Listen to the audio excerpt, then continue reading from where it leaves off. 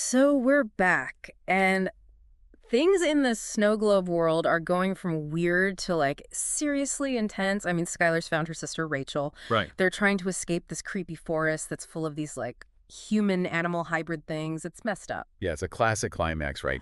All the threads of the story are coming together, the stakes are higher than ever, Uh-huh. and Skylar has to make some really tough choices. Right. Remember, this whole thing started because she wanted to find her missing cousin, Morgan. But now it's about so much more than that. It's about survival, protecting Rachel, and ultimately figuring out what to do with this whole hidden world she stumbled into. It's like the deeper she goes, the more she realizes how much is at stake. And this is where we get to the heart of the story's big question. Hmm. Is humanity ready for the power of creation? Because remember that tool we've been talking about? Yeah. The one that can create worlds? Well, Skylar finds it. Wow. And she has to make a choice.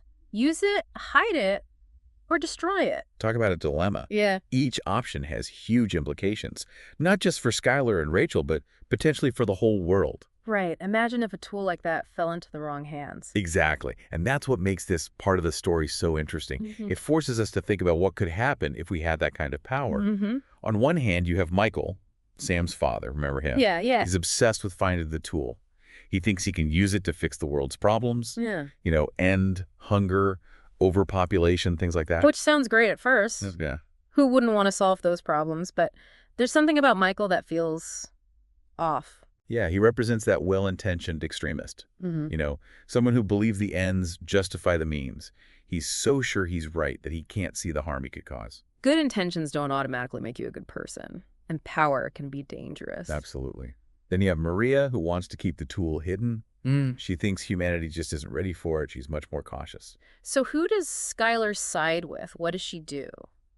Well, she makes a choice that surprised me.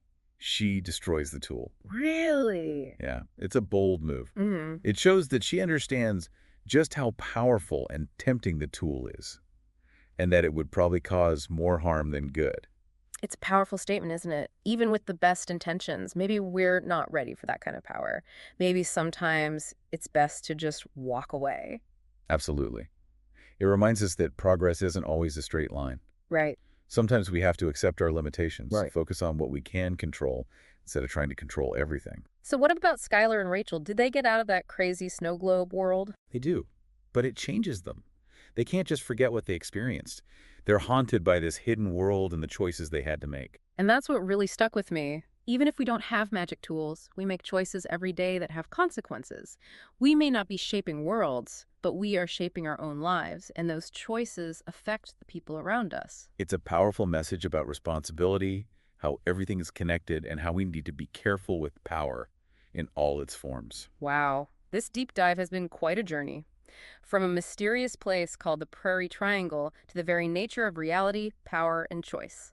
All from a fictional story. It shows just how powerful stories can be, how they help us explore big ideas and what it means to be human. So here's something for you to think about. If you had the power to create worlds, what kind of world would you create? And more importantly, would you even want that power?